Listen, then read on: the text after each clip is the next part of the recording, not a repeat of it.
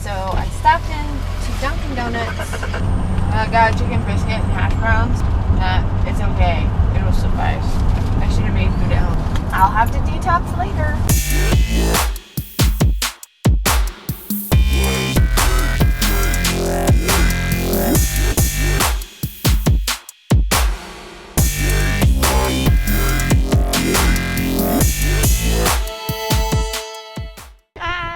There you go. He's like, are you gonna try and crib? He's trying. Gooby. Oh, giddy. Doctor's office round 3. Keys, phone, purse.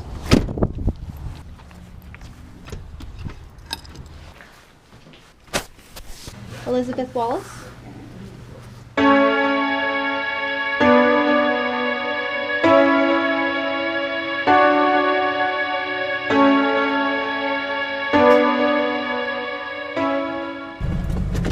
Yay, good news! Good news! Just got out of the doctor's office and everything still looks good. I'm able to keep doing what I'm doing, and I have one more week in the boot, and then I have to be careful, but then we go back for a 6-week checkup. So everything looks pretty awesome. A dove somehow got in the barn, even though all my doors were closed last night. You think you need to get the bird now? It's alright, Xander. Dove has now moved. How I know is by tie-tie. There it is. You're getting closer to getting out. There it is. There's the outside. Is it really that bad? The anticipation of the bird. So hard.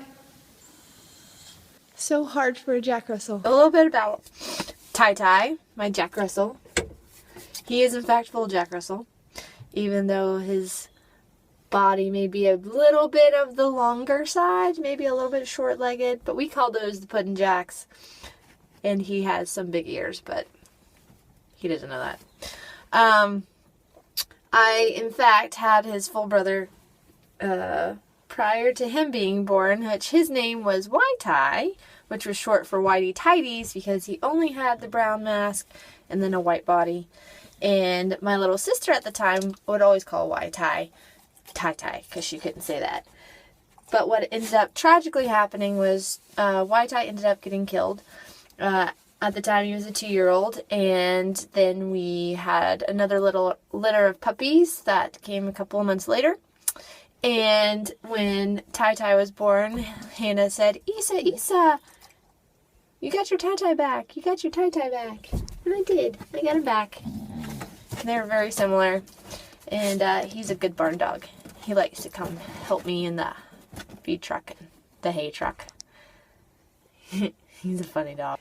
He has survived from having steroidal meningitis when he was 5. Vets said that he was going to die. And that was pretty rough. You almost died. That was rough.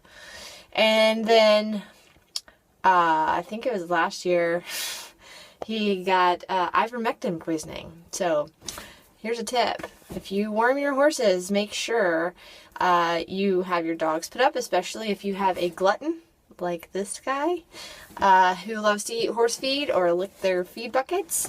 You know, I'm not quite exactly sure how he got into it, but he definitely got ivermectin poisoning, and it was a couple of hours later, I guess once he was exposed from it, he was completely blind and basically high because he was hunting invisible, he was hallucinating, and he had to go to the vet, and $1,500 vet bill later, after he had his lipid therapy, about 24 hours later, he got his sight back. And but that taught me to do a little bit different practices when I'm worming my horses. I make sure the dogs are locked up, and I'm trying to be really careful with the horses when I do give them wormer, especially if I have a horse that I know that spits it out or does it all over their buckets. I try to keep my stalls closed up for at least a couple of days until I make sure it's all cleaned up, and there's no, because it doesn't take very much. It's just a wee little bit. It's a very toxic dog, so just FYI. But luckily, he survived. He's a survivor. Right, Tai Tai? You're a good dog. You're a good dog. We're at Grandma's house. There's Pocket Squeak. And we made it. I have everything, right? This is the coveted. This is the recipe box. This thing is like coveted. We're gonna play a game on the internet of count the dogs. 1, Got this one behind you. 2, 3. 3. That one's not hard to miss. It's a dang 4, seal. But 5. You already counted that one. You already counted biscuit. 6, 7, 8. There's 9 plus 3.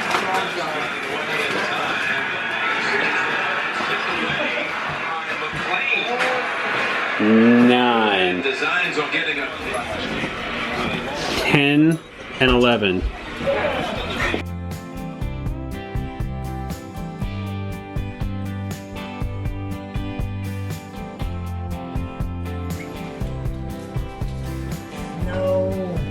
No. The struggle is Nope. real. No, it's hot. Don't do it. What are you doing? Nope. Spill it. Nope. Nope. Nope. hold on. You kept wanting to reach for it with your hand. I really did. This tray and give us another one. Okay. Hannah's coming. Maybe I'll put that tray.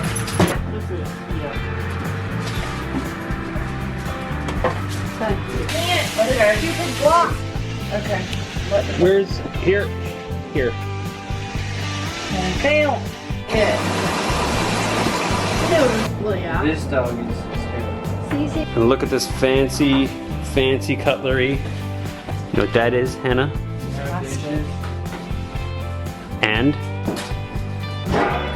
the best Thanksgiving idea ever. Because dishes suck. Johnny being silly. A lovely grass paddock. Johnny doesn't want to be in it anymore. He's only been out here for like an hour. And he's had enough. Because it's not cold enough. Bugs are bothering him. I know. So we're going to go to our top paddock. Welcome to the life of having a spoiled horse. He gets whatever he wants. Because he's happy now. He's so weird. He likes it up here. Okay, I gave him hay. I would like to have more grass in this paddock. Johnny.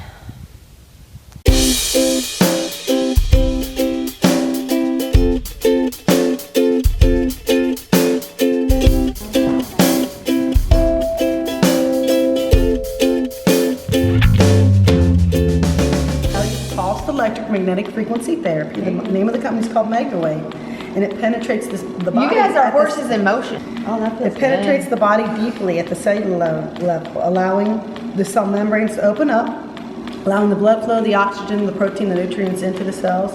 And so we mainly use it on the horses to either prior to competition or Post. yeah, and then after. But it depends on the horse because it's basically deep tissue massage. So you have to kind of time it right.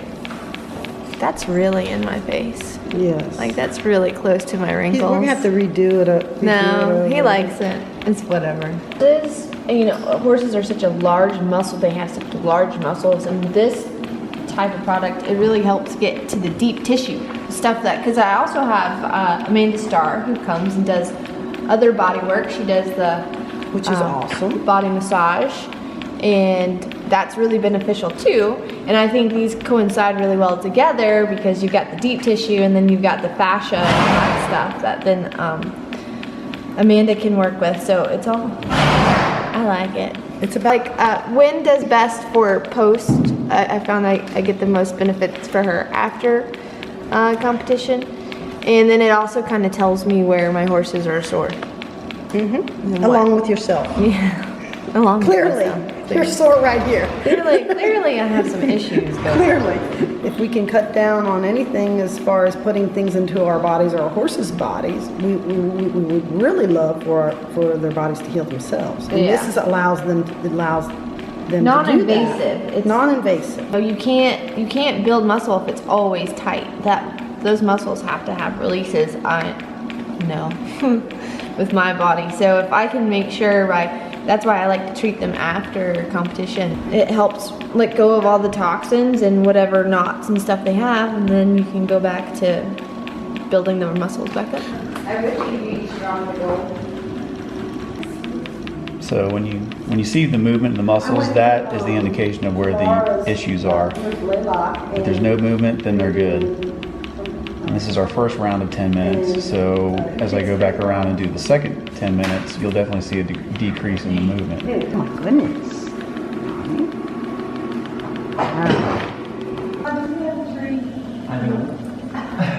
No, come on. Stood nothing. Go on. Go on. That was a good one. Silly horse. Baby Mustang is looking like a big horse now.